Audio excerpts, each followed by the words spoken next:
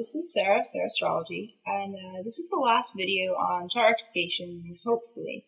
And in this one, I'm going to share more of a way to check that a rectification is correct, or check on rectification, how it works out, and if it's accurate, then a way to actually rectify.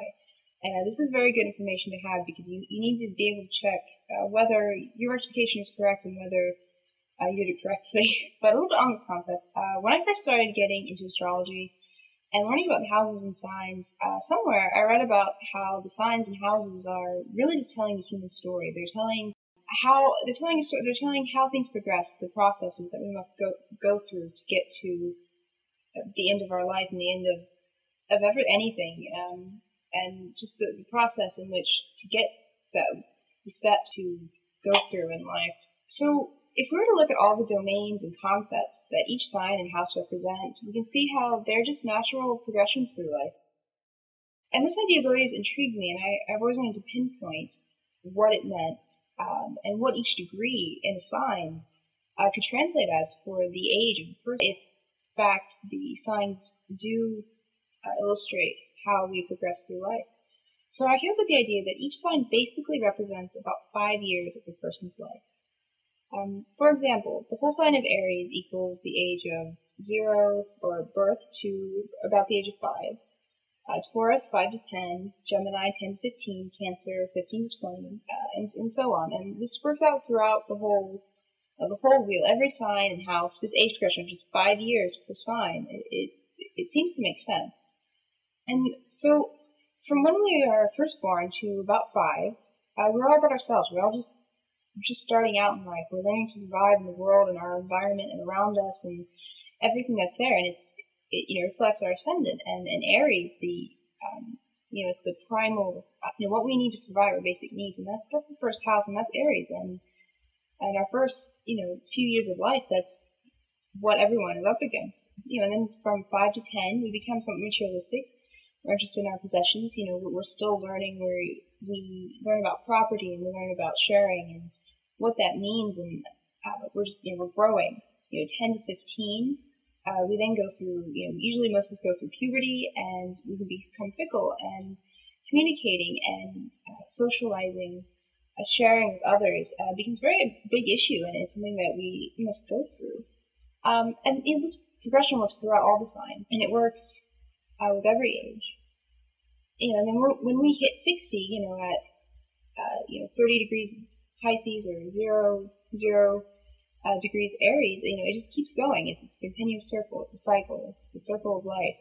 So with this idea, I narrowed it down further and figured that if each sign represented 5 years, and there are 30 degrees per sign, that would mean that each year would equal 6 degrees, which can be reduced again to each degree equaling about 2 months of a person's life. This is just a fun way for me to ponder the meaning of the signs and degrees, and a good way for me to think about it as well, and how we progress and changes that we go through. The way in which this can apply to chart rectification is interesting. So in the first video on chart rectification, I explained how we can use the very first life event that comes to mind with house and the ruler of that house as a significator, as a way to find the birth time. But many times, if we use the model of the 1 degree equaling 2 months of someone's life, the age of the person at the time of their life event ends up actually equaling exactly their ascendant degree. And this concept I only stumbled upon after rectifying charts for a while, and rectifying many charts, and then kind of thinking about this again at a later time. And it just ended up working out that way, basically.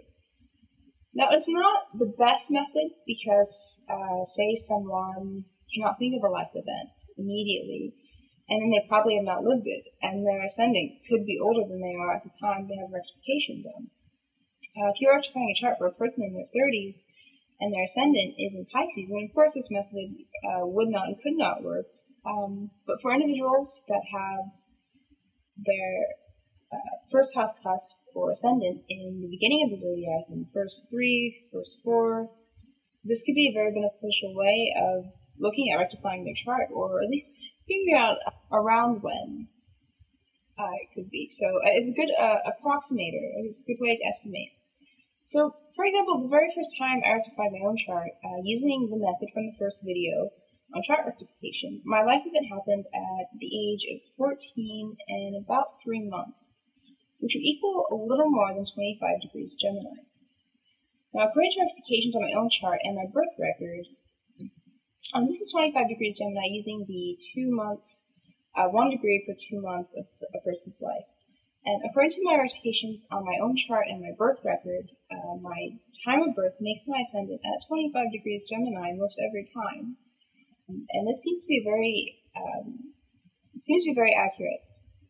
But that's just one example. But all rectifications I've done so far that meet the criteria that I mentioned before have all worked out perfectly to this model in some way or another. So I just find this an interesting concept. I have not really experimented with it completely.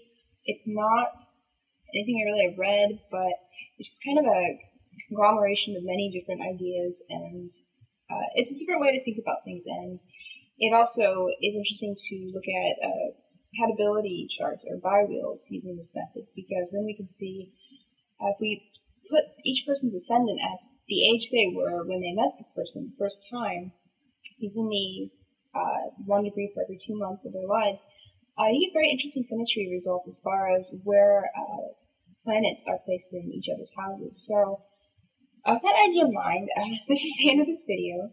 Thank you very much for watching, and please subscribe to this channel.